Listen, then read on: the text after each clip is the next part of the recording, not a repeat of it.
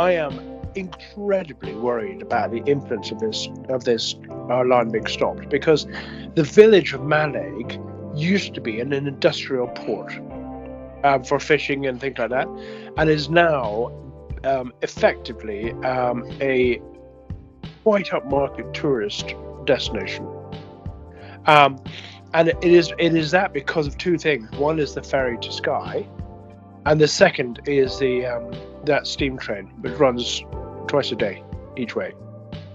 And people come from all over the world because of it to go on that train.